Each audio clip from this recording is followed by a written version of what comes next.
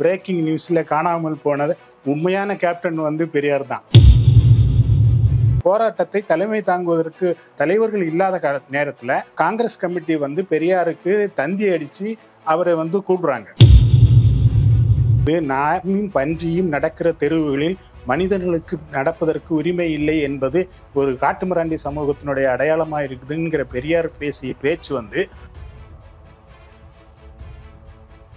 இண்டம் துருத்தி நம்பூதிரி வந்து கேட்ட முதல் கேள்வி வந்து, நீங்க வந்து இந்துவா அம்மா கேட்கும்போது நான் ஒரு சனாதன இந்து அப்படின்னு சொல்றான். காங்கிரசினுடைய அகில இந்திய தலைவராக இருந்தவர் அபுல் கலாம் ஆசாத், அவர் தான் வந்து தீண்டாமை ஒழிப்பு தான் நம்முடைய முதன்மை பணி அப்படின்னு சொல்லி காங்கிரஸ்ல தீர்மானம் நிறைவேற்றினவர். இதெல்லாம் யாரும் சொல்ல மாட்டாங்க. வைக்கம் போராட்டத்துல திருவிதாங்கூர் சமஸ்தானம் அறிவிக்கப்படாத இந்து ராஷ்டிரவாக ஈழவ தலைவராக இருந்த டி.கே. மாதவன் திருநெல்வேலியில நடந்த மாநாட்டில் காந்தி இடத்துல இந்தியாவிலேயே எந்த மாநிலத்திலும் இல்லாத அளவுக்கு திருவிதாங்கூர்ல சாதி இழிவுகளும் சாதி பாகுபாடுகளும் சாதி கொடுமைகளும் மிக கடுமையாக இருக்கிறது என்று உணர்த்தின பிறகுதான் காந்தி இந்த பிரச்சனைகளை வந்து கவனம் செலுத்துகிறார்.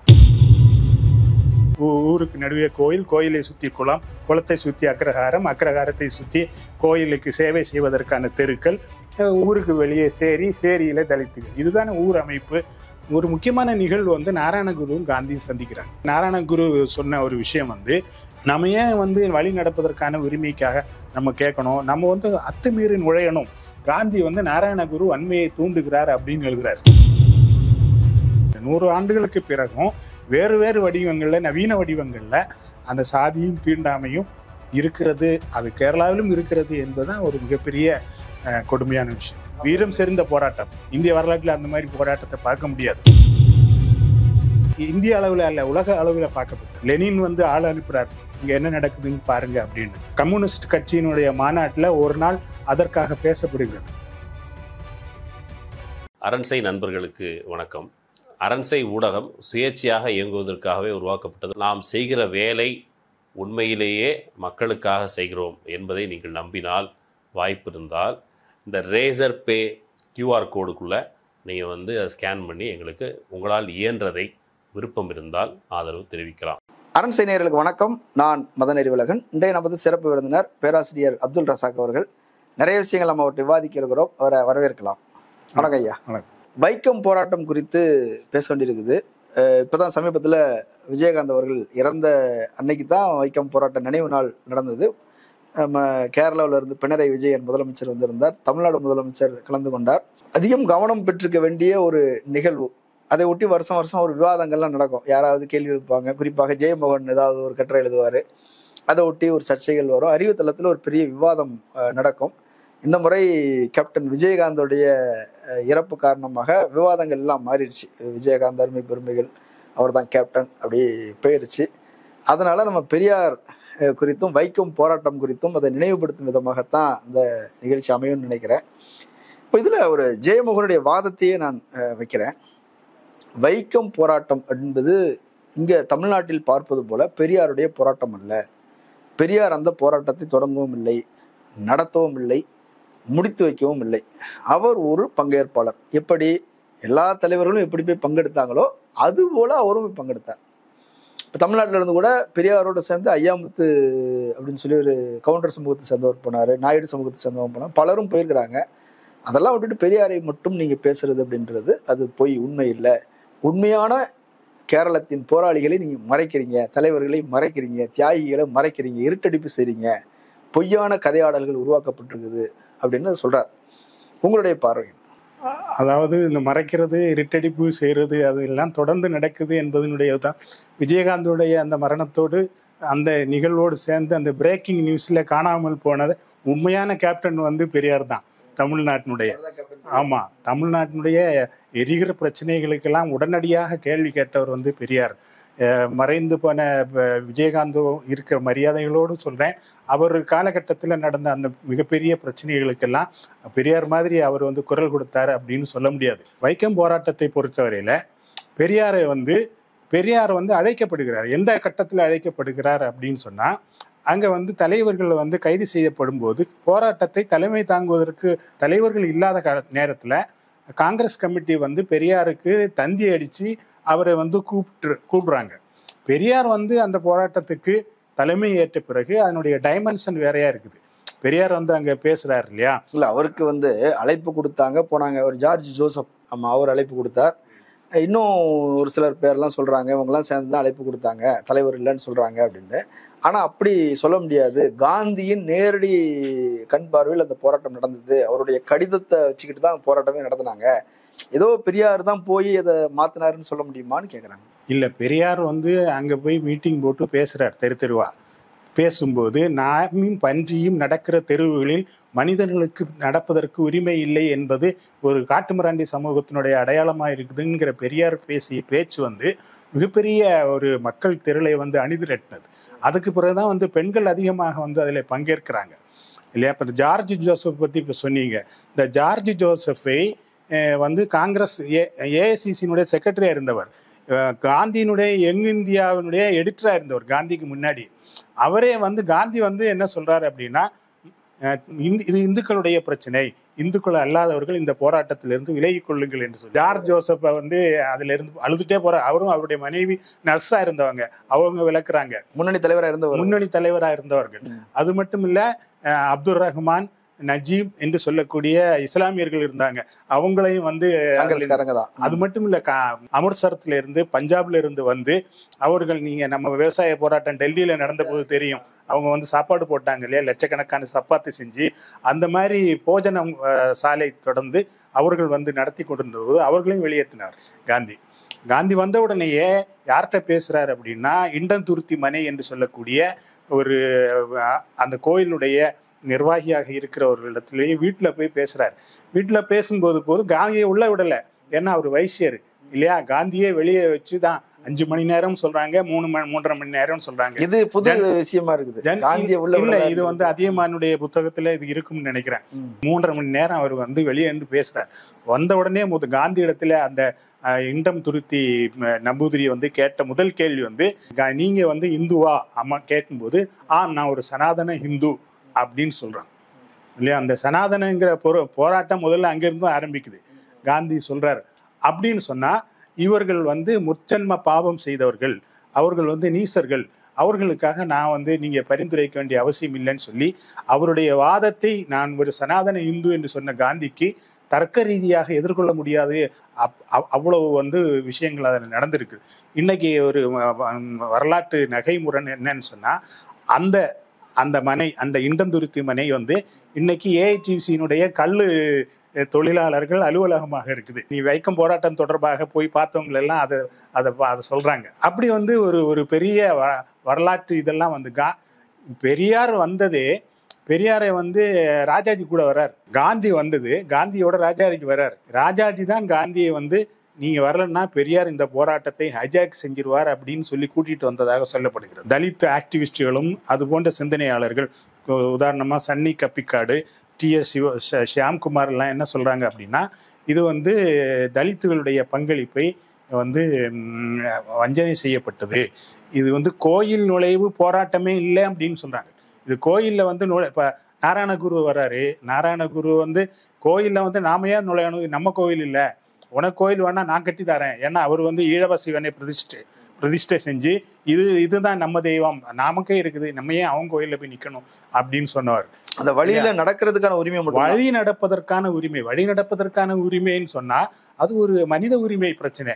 அது ஒரு காந்தி என்ன சொன்னார் அப்படின்னா, இது வந்து தீண்டாமை ஒழிப்பு. இப்ப உதாரணத்துக்கு காக்கிநாடா காங்கிரஸ் கமிட்டியில தான் இந்த TK மாதவன் வந்து இந்த இதை கொண்டு போகும்போது அன்னைக்கு வந்து காங்கிரசினுடைய அகில இந்திய தலைவராக இருந்தவர் அபுல் கலாம் ஆசாத், அவர் தான் வந்து தீண்டாமை ஒழிப்பு தான் நம்முடைய முதன்மை பணி அப்படின்னு சொல்லி காங்கிரஸ்ல தீர்மானம் நிறைவேற்றினவர். இதெல்லாம் யாரும் சொல்ல மாட்டாங்க வைக்கம் போராட்டத்துல. இங்க வைக்கத்துல வந்து நம்ம இங்க இருந்து முதலமைச்சர் போனாரு, அங்க முதலமைச்சர் சேர்ந்து செஞ்சாங்க. அதற்கு பிறகு அங்க உள்ள முதலமைச்சர் வந்தாரு. இவ்வளவு விஷயங்கள் இங்க இருக்குது. ஆனா இதெல்லாம் உண்மையான விஷயங்கள் மறைக்கப்பட்டது. அதாவது இதற்கு முன்னோடியான பலர் இருக்கிறாங்க. தளவாய்க்குளம் அப்படிங்கிற ஒரு சம்பவம் இருக்குது. தளவாய்க்குளம் என்கிற ஒரு பகுதியில வேலுத்தம்பி தளவாய் வந்து திவானாக இருக்கும்போது 70 ஈழவர்கள் வந்து போராட்டம் நடத்துகிறார்கள். அவர்களை குதிரை பட்டாளத்தை வச்சு அவர்களை அடித்து உதைத்து தளவாய் ஒரு குளத்துல போட்டு கொலை செஞ்சது இதற்கு முன்னோடியாக இருக்கிறது. அன்றைக்கும் தொடங்கினது அல்ல, அதற்கு முன்னால் பல போராட்டங்களுடைய முன்னோடி இருக்குது. ஐயங்காளி இருக்கிறது. ஐயங்காளி தான் முதலா வந்து வில்லு வண்டி, அதாவது ஒற்றை காலை வண்டியில திருவனந்தபுரத்துல பாலராமபுரத்துக்கு இவர் வழி நடக்கக்கூடாது என்று சொன்ன பகுதியிலேயே வில்லு வண்டியில அவர் வந்து போராட்டம் நடத்தினவர். அவர் இருக்கிறாரு. எத்தனையோ போராட்டங்கள்லாம் நடந்திருக்கு. அதுக்கு முன்னோடியான தோல் சீலை போராட்டம் இருந்திருக்கிறது. ஊழிய வேலை மறுப்பு போராட்டம் நடந்திருக்கிறது. இப்போ என்ன அப்படின்னு சொன்னா, திருவிதாங்கூர் சமஸ்தானம் அறிவிக்கப்படாத இந்து ராஷ்டிராவாக இருந்தது. அதான் ஒரிஜினல் இந்து ராஷ்டிரா. ஆமா, ஏன்னா சேது லட்சுமி பாய் வந்து அரசியாக இருந்தாங்க. இந்த ரீஜென்ட் தான் பிரிட்டிஷ் ஆட்சி இருந்தாலும் சரி, சனாதன தர்மம் தான் ஆட்சியில இருந்தது. ஆமா, நிச்சயமா சனாதன தர்மம்லாம் இருந்தது. அதனுடைய விளைவாக அப்போ அங்க குடியுரிமை கேட்க கூட முடியாது. ஏன்னா அது குடிமக்கள் இல்லை, அங்கு பிரஜைகள் தான். அது இங்க சிட்டிசன் இல்லை இல்லையா, அரசாட்சியில வந்து பிரஜைகள் இல்லை. வழி நடப்பதற்கான உரிமை என்பதை யாருமே சொல்லதில்லை. இதை வந்து சத்தியாகிரகம்னு சொல்லக்கூடாது அப்படின்னு இன்னைக்கு தலித் ஆக்டிவிஸ்டுகள் சொல்றாங்க. இது வந்து வழி நடப்பதற்கான உரிமைக்கான போராட்டம். அதற்கு பிறகு அவர்கள் வைக்கிற குற்றச்சாட்டு என்பது, இந்த 100 ஆண்டுகளுக்கு பிறகு என்ன மாற்றம் நடந்தது அப்படின்னு சொன்னா, இந்த மாற்றத்துக்கு, இந்த போராட்டத்துக்கு தலைமை தாங்கி சமூகங்கள் எல்லாம் மாறிடுச்சு.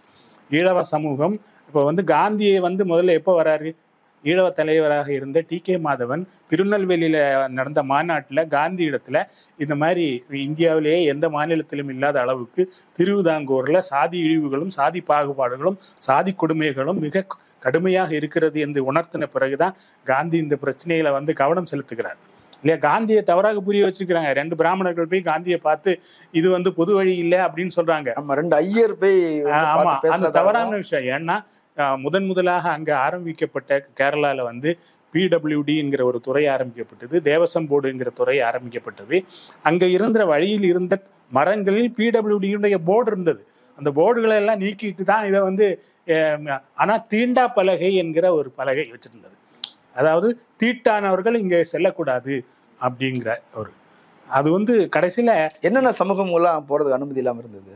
அதாவது நாயர் சமூகத்துக்கு கீழே இருக்கிறவர்கள் யாருக்குமே இல்லை. ஈழவர்கள், புலையர்கள், அங்க அந்த அந்த வைக்கம் தாலுகா என்பது 3 பிரமுகமான சமூகங்களுடைய பகுதியா இருந்தது. ஈழவர்கள், அப்புறம் புலையர்கள், அப்புறம் அந்த வேம்பநாட்டு காயல் என்று சொல்லக்கூடிய பகுதியில மீன் பிடித்து கொடுக்கிற அந்த சமூகம், இவர்கள் தான். அப்புறம் தமிழ் பிராமணர்கள் இருந்தார்.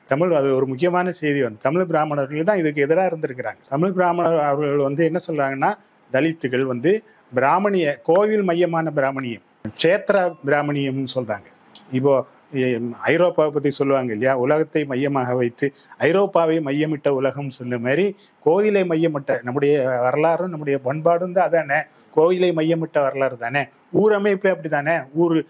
ஊருக்கு நடுவே கோயில், கோயிலை சுற்றி குளம், குளத்தை சுற்றி அக்ரஹாரம், அக்ரஹாரத்தை சுற்றி கோயிலுக்கு சேவை செய்வதற்கான தெருக்கள், ஊருக்கு வெளியே சேரி, சேரியில தலித்துகள். இதுதானே ஊர் அமைப்பு. இந்த அமைப்பினுடைய இது மிக முக்கியமாக அங்கு தெரியுது. இந்த 100 ஆண்டு அந்த போராட்டத்துக்கு, அதாவது இந்திய வரலாற்றிலேயே சாதியை மையமாய் வைத்து நடந்த மிகப்பெரிய போராட்டம். 603 நாட்கள் நடந்திருக்குது அந்த போராட்டம் இல்லையா. மிகப்பெரிய வெள்ளம் வந்தது. இப்ப நமக்கு வெள்ளத்தை பத்தி நம்ம சொல்றோம். இடுப்பளவு தண்ணியில நின்றுட்டு செஞ்சாங்க போராட்டம். ஆமா, இடுப்பளவு தண்ணியில நின்றுட்டு செஞ்சாங்க.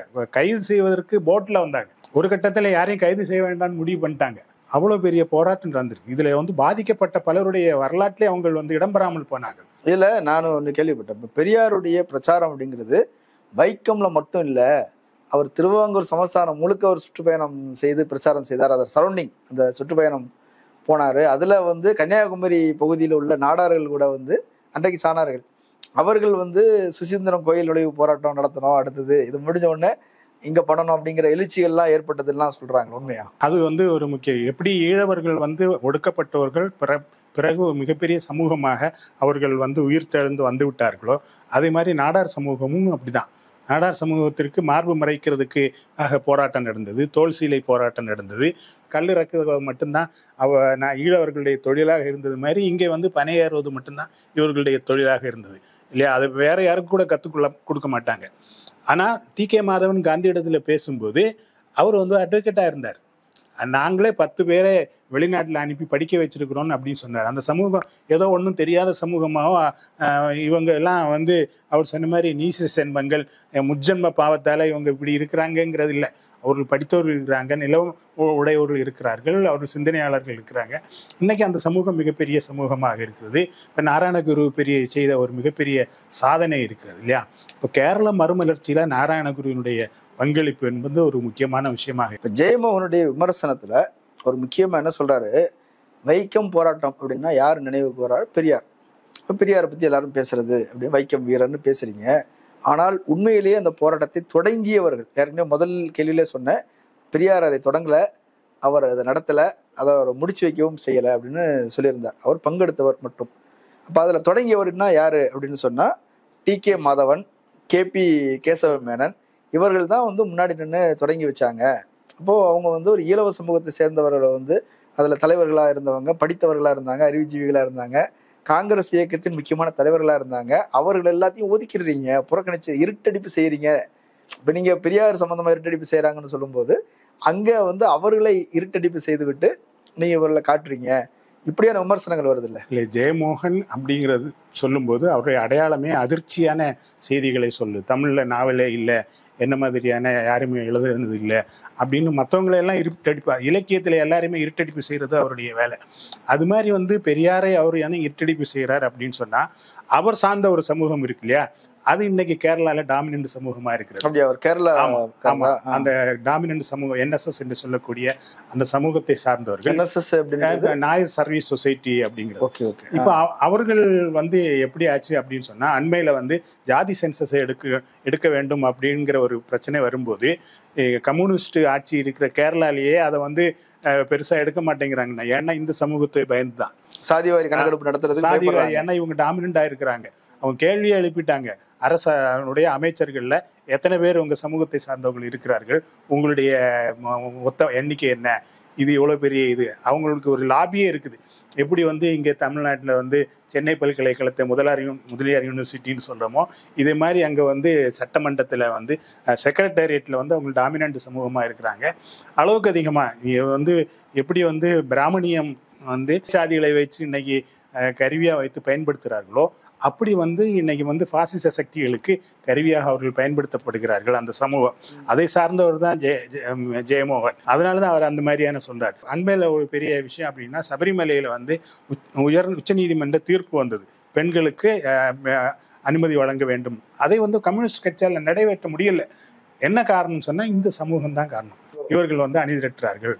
அங்க வந்து பாஜக வந்து அக்கௌண்ட் திறக்கலைன்னாலும் வலிமையான ஒரு பண்பாட்டு பின்னணி அவர்களுக்கு இருக்குது அப்படின்னு சொன்னா, ஜெயமோகனுடைய சமூகம் அவங்க பின்னால இருக்குது அப்படின்னு. NSS வந்து பேக்ல இருக்குதுன்னு. ஆனா அதுல என்ன சொல்றாங்க அப்படின்னா, இந்த NSS இயக்கம் அவர் குறிப்பா என்ன சொல்றாங்கன்னா, மன்னத்து பத்மநாபன் அவர் தான் அதை தொடங்கியவர். அவருடைய டீம் அவங்க வந்து பேரணியா போனாங்க, போய் இதுக்காக பிரச்சாரம் செய்து அவர்கள் தான் அந்த போராட்டத்தை முடித்து வைத்தவர்கள், அவரையும் இருட்டடிப்பு செய்றீங்கன்னு சொல்றாங்களே. அது என்னன்னா, அது வரலாற்று ரீதியான காரணம் இருக்குது. என்ன காரணம்னா, அந்த சமூகம் வந்து அவர்கள் இன்னைக்கு இடைசாதியா வந்து டாமினண்டா இருக்கிறாங்க. ஆனா ஒரு காலத்துல நம்பூதிரிகள் உயர் ஜாதிகள்ல வந்து அவர்கள் திருமணம் செய்யாமல் நாயர் சமூகத்திலே சம்பந்தம் என்று சொல்லக்கூடிய நாயர் சமூகத்துல வந்து அவர்கள் வந்து திருமணம் செய்யாமலேயே வந்து உறவு கொள்கிற ஒரு நிலைமை அளவுக்கு அவர்கள் மிகப்பெரிய ஒடுக்குமுறைக்கு ஆளானார்கள். அதனுடைய அந்த இதுதான் வினைதான் திரும்பவும் அவர்கள் வர்றது, எதிர்ப்புக்கு அதான் காரணம். நீங்க வந்து இதனுடைய 100 ஆண்டுகளுக்கு பிறகு அது மிகப்பெரிய புரட்சிகரமான போராட்டம் அப்படின்னு சொல்றோம். ஆனா இன்னைக்கு தலித்துகள் வைக்கிற கேள்விகள் என்னன்னா, அந்த 100 ஆண்டுகளுக்கு பிறகு அங்க என்ன நடக்குது இப்போ அப்படின்னு பாக்குறாங்க. இவர்கள் அந்த உதாரணத்துக்கு இந்த NSS கல்லூரிகள்லையும், அதுபோன்று ஏன் இந்த ஈழவார்களுடைய கல்லூரிகள்லையும், அதுபோன்று கல்வி நிறுவனங்கள்லையும் இன்னைக்கு வந்து தலித்துகள் 1% கூட அவர்கள் வந்து இடஒதுக்கீடு அளிக்கப்படாமல் ஒரு இருக்கிறது என்பதே அங்கேயும் ஒரு பெரியார் தேவைப்படுகிறார் என்பதுதான் இப்போ உள்ள நிலைமையும் கூட. இன்னைக்கு 100 ஆண்டுகளுக்கு பிறகு அந்த கோயில் நுழைவுக்கான உரிமையை வந்து அங்க கிடைச்சது அப்படின்னு சொல்ல முடியாது. இன்னைக்கும் அங்க வந்து இவர்கள் தான் நம்ம சொல்றோம் இல்லையா, எல்லா சாதி அர்ச்சகர்கள் ஆகலாம். அங்க வந்து கவர்மெண்டே தேவசம் போர்டு விளம்பரம் அளிக்கிறது, மலையாள பிராமணர்கள் வேட்பு மனு செய்யணும் எதுக்கு, அர்ச்சகர் ஆவதற்குன்னு சொல்லி. எங்க கம்யூனிஸ்ட் கேரளால நடக்குது, முற்போக்கு கேரளால நடக்குதுன்னு பாக்குறோம். ரைட்டு தான். ஆனா அவங்க மதத்துக்குள்ள தலையிட முடியாது இல்லையா? அப்ப கேட்பாங்கல்ல, இந்து மதத்துக்குள்ள மட்டும் தலையிடுறீங்க, இஸ்லாத்துக்குள்ள இந்த மாதிரி போய் சொல்லுவீங்களா, கிறிஸ்தவத்துக்குள்ள? இல்ல, நம்ம கேட்கல. அங்க தலித்துகள் வந்து சொல்றாங்க, நீ வந்து இது 100 ஆண்டுகளுக்கு பிறகு என்ன நடந்தது, இப்போ அதுதான் நடப்பதற்கு தான் உரிமை இருக்குது, அங்கே இன்னைக்கும் சாதியை வந்து வலுவாகத்தான் இருக்குது அப்படின்னு அவர்கள் கேட்குறாங்க. நாங்கள் வந்து நம்ம கேட்க உரிமை இல்லை. நம்ம கேட்டால் அது வேறு மாதிரியான ஆயுதமாக எடுத்துருவாங்க. ஆமாம், எப்படி இன்னைக்கு வந்து காங்கிரஸ் ஒரு பொறியில சிக்க வச்சு கோயிலுக்கு திறப்பு விழாவுக்கு வாங்கன்னு அழைப்பு கொடுக்குறாங்களோ சோனியா காந்திக்கு, அதே மாதிரி தான் இது அழைப்பு ஏற்றாலும் பிரச்சனை, ஏற்கவில்லைன்னாலும் பிரச்சனை. தேர்தல் வருகிறதோ அப்போது வந்து கோயில் வந்துடும்.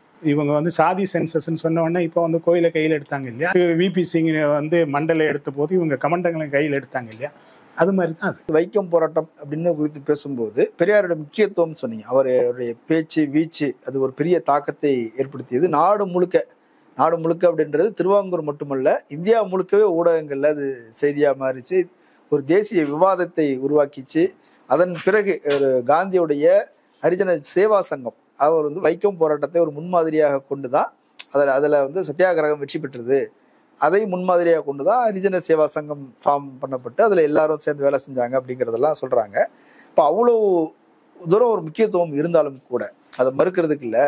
ஆனால் அதில் இன்னும் ஒருத்தரை வந்து நீங்கள் விட்டுறீங்க, அது நாராயணகுரு. இப்போ நாராயணகுருடைய மடத்துல தங்கி தான் சத்தியாகிரகம் நடந்தது, போராட்டக்காரர்கள் அங்கே தான் தங்கியிருந்தாங்க, அதை மறைக்கிறீங்க. அவர் வந்து 1000 ரூபாய் நிதி கொடுத்தார். ஈழவ மக்களுடைய போராட்டத்தை வந்து புறக்கணிக்கிறீங்க. பெருந்திரளான மக்கள் அதில் பங்கெடுத்தாங்க. ஒவ்வொரு குடும்பத்திலையும் அவங்க வீட்டில் வந்து ஒருபடி அரிசியை வந்து எடுத்து வச்சுக்குவாங்க. அதை வந்து போராட்டக்காரர்களுக்கு அவங்க சமைக்கும்போது அரிசி உலையில போடுறதுக்கு முன்னாடி ஒருபடி அரிசி எடுத்து வச்சுக்கணும். நாராயணகுருடைய சபையில அல்லது அவங்களுடைய மடத்துல உள்ள ஊழியர்கள் வீடு வீடா போய் பிரச்சாரம் செய்த, துண்டு பிரசாரம் கொடுத்து பிரச்சாரம் செய்த, இவ்வளோ வேலை அவர் செஞ்சிருக்கிறாங்க. அவர் நேரடியாக போராட்டத்துக்கு தலைமை தாங்கல, அவருடைய சீடர் தான் டி.கே. மாதவன்.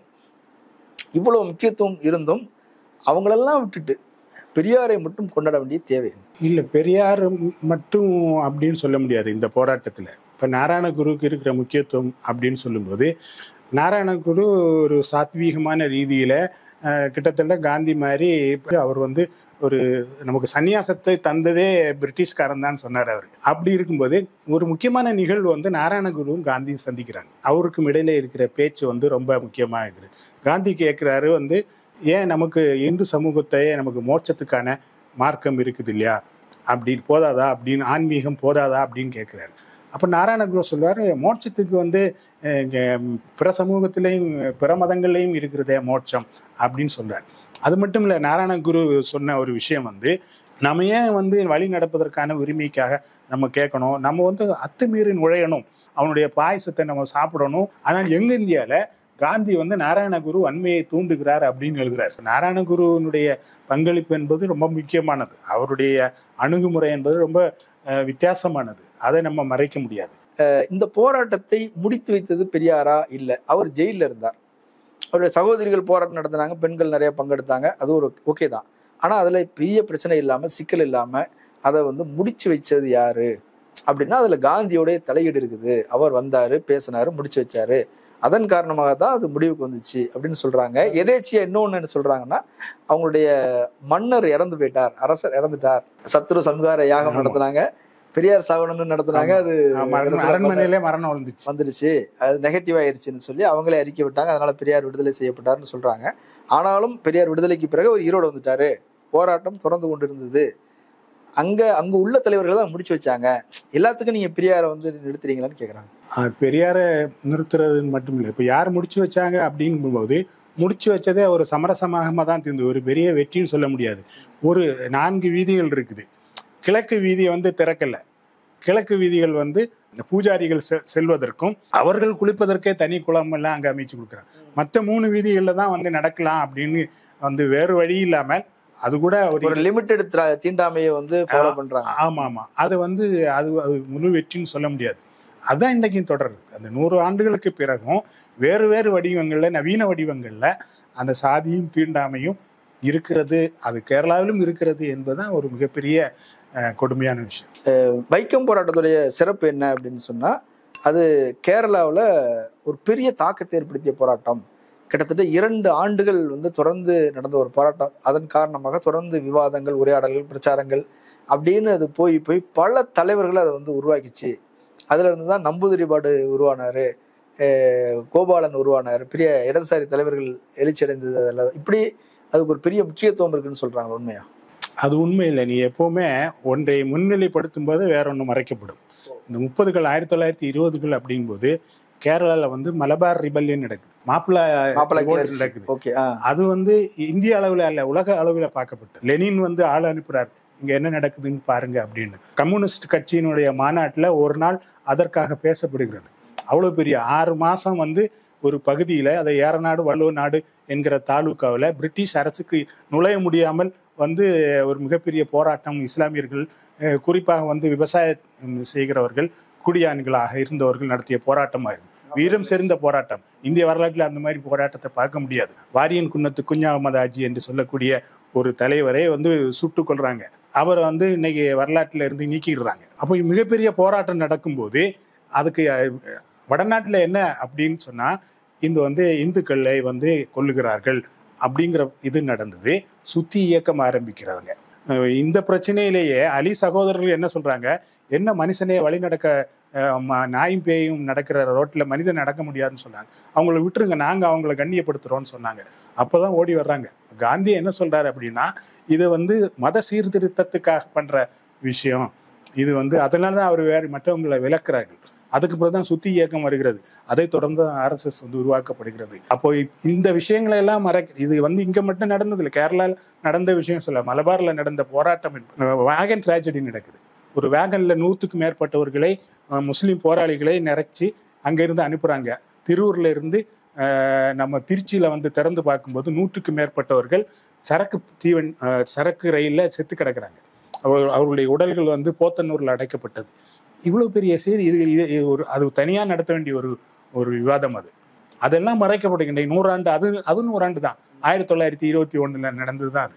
இதெல்லாம் அந்த காலத்தில் நடந்திருக்கு கேரளாவில். இது மட்டும் இல்லை, மிகப்பெரிய போராட்டங்கள் நடந்திருக்கு. நங்கையினுடைய இது தெரியும் இல்லையா, வரி கொடுப்பதற்கு கேட்க போனவனுடைய மார்பகத்தை அறிஞ்சு கொடுத்தவர்கள். அந்த மாதிரி பல போராட்டங்கள், மறைக்கப்பட்ட போராட்டங்கள் வந்து பொய்கையில் அப்பச்சனுடைய போராட்டம், ஐயங்காளியினுடைய போராட்டம், நாராயணகுருனுடைய, இதையெல்லாம் சேர்த்துதான் வந்து மிகப்பெரிய மறுமலர்ச்சி அப்படின்னு சொல்றாங்க. அது நடந்திருக்குது. அதோடைய ஒரு வளர்ச்சியில தான் வைக்கம். இதுதான் மிகப்பெரிய. ஆனா இது ரொம்ப நீண்ட நாள் நடந்தது, 603 நாட்கள் நடந்தது அப்படிங்கிறது ஒரு முக்கியமான இடம் இருக்குது. அது இப்ப எது எப்படி இருந்தாலும் சரி, பெரியார் அதை தொடங்கல, அதை முடிச்சு வைக்கல அப்படின்னாலும் பெரியாருடைய முக்கியத்துவம் அப்படிங்கிறது ஒண்ணு அதுல இருக்குது. அதை தாண்டி இன்னொன்னு என்ன அப்படின்னா, அந்த பெரியார் தான் தமிழ்நாட்டில் பெரிய மாற்றத்தை அதன் பிறகு கொண்டு வந்தார் அப்படிங்கிற வகையிலையும் அவர் என்றும் நினைவு கூறப்படக்கூடியவராகவே இருப்பார்னு நினைக்கிறேன். நிறைய புதிய தகவல்களை சொல்லியிருக்கிறீங்க. மக்கள் இது பயனுள்ளதாக இருக்குன்னு நினைக்கிறேன். கலந்து கொண்டு கருத்துக்களை பகிர்ந்து மிக நன்றி. நன்றி. நேயர்களை மற்றொரு விருந்தினரோடு மீண்டும் சந்திக்கலாம். நன்றி.